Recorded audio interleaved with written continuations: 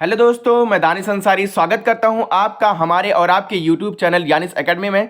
दोस्तों नमस्कार, अस्सलाम वालेकुम। आप लोग कैसे हैं प्लीज़ बताइएगा कमेंट करके। और ये हमारी आज मनोविज्ञान की क्लास होने वाली है, क्लास 5। ठीक है, इससे पहले हमने 4 क्लास मनोविज्ञान का लिया हुआ है जिसकी प्लेलिस्ट बनी हुई है। आप यानिस एकेडमी के प्लेलिस्ट में जाके CDP के उसको देख सकते हैं।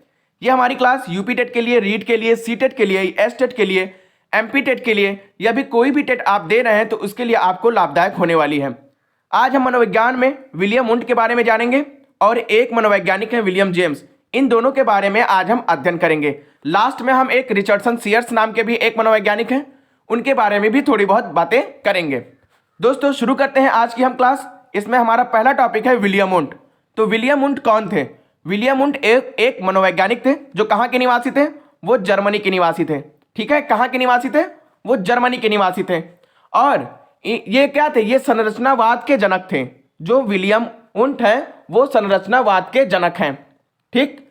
दूसरी चीज, हमारे प्रत्येक अनुभव का आधार हमारी चेतना है। ये किसने कहा है? ये हमारे विलियम वुंट साहब ने कहा है। हमारे प्रत्येक अनुभव का आधार हमारी चेतना है, ये विलियम वुंट साहब ने कहा है। ठीक है। दूसरी चीज, चेतना की संरचना के बारे में किसने बताया है? तो चेतना की संरचना के बारे में बताने वाले हैं हमारे विलियम वुंट साहब। उम्मीद करता हूं दोस्तों इतनी बातें आपको समझ में आई होगी। और इनके बारे में कुछ बातें मैं बताना चाहूंगा। जो विलियम वुंट साहब हैं ये संरचनावाद के जनक हैं, लेकिन इन्होंने 1879 ईस्वी में 1879 में जर्मनी के लिप्जिंग शहर में मनोविज्ञान की पहली प्रयोगशाला खोली।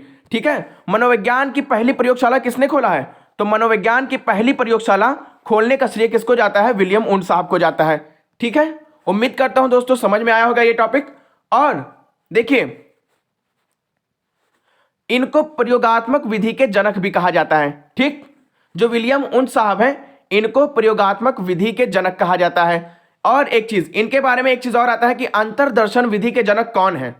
तो आपको वहां पे बताना है कि अंतर्दर्शन विधि के जनक कौन है।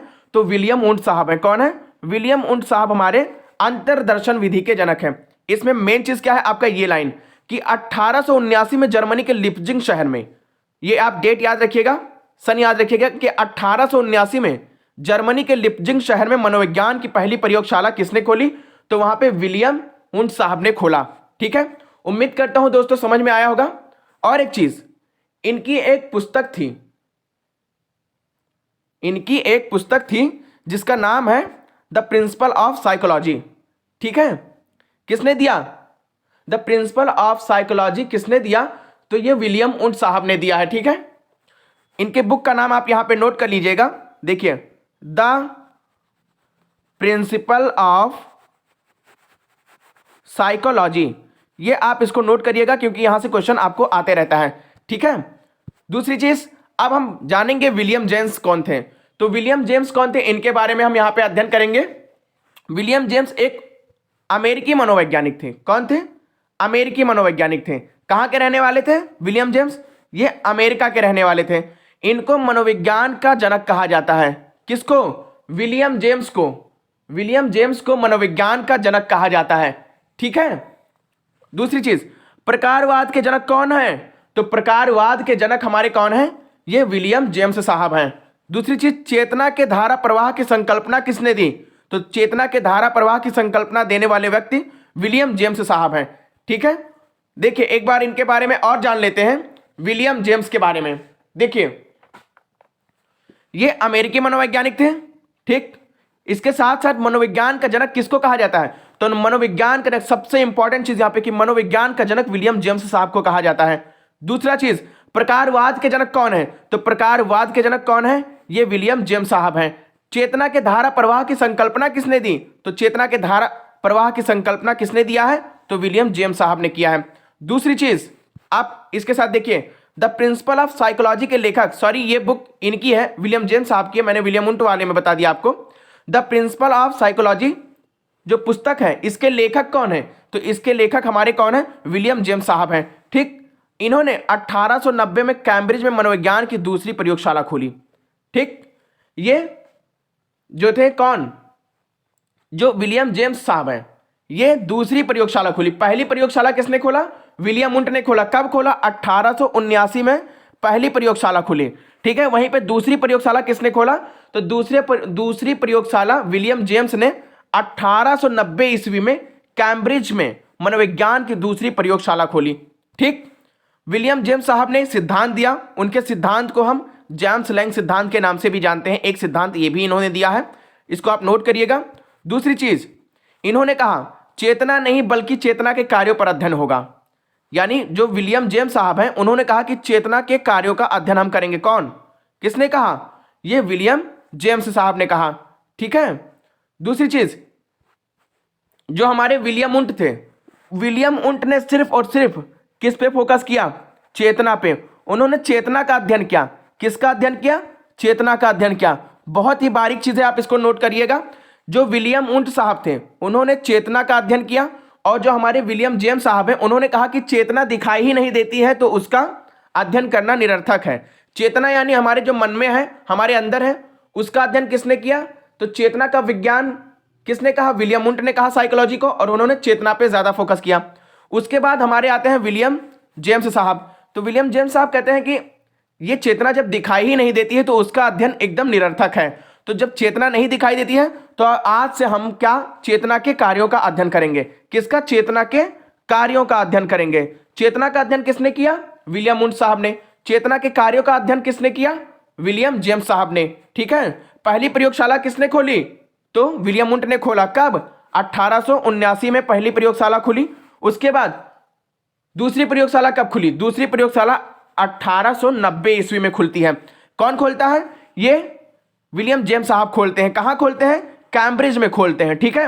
इतनी चीजें आपको इसमें याद रखना है। संवेग का जेम्स लैंग सिद्धांत किसने दिया है? तो संवेग का जेम्स लैंग सिद्धांत हमारे विलियम जेम्स साहब ने दिया है। ठीक है। जेम्स से विलियम जेम्स याद रख लेना यहां पे। चेतना नहीं बल्कि चेतना के कार्यों का अध्ययन किया। किसने? विलियम जेम्स साहब ने चेतना के कार्यों का अध्ययन किया। दूसरी चीज, सिर्फ चेतना का अध्ययन किसने किया? तो वो विलियम उंट साहब ने किया। ठीक। इसी के साथ आत्म संप्रत्यय की अवधारणा भी इन्होंने ही दिया है। किसने? विलियम जेम्स साहब ने आत्म संप्रत्यय की अवधारणा भी दिया हुआ है। ठीक है। इसी के साथ हम आगे बढ़ते हैं दोस्तों, और यहां पे हम पढ़ेंगे रिचर्डसन सीयर्स के बारे में। एक मनोवैज्ञानिक थे रिचर्डसन सीयर्स, जो कि इन्होंने बताया कि विकास का अधिगम का सिद्धांत इन्होंने दिया है। यानी विकास का अधिगम का सिद्धांत किसने दिया है? तो ये रिचर्डसन सीयर्स साहब ने दिया है। ठीक है।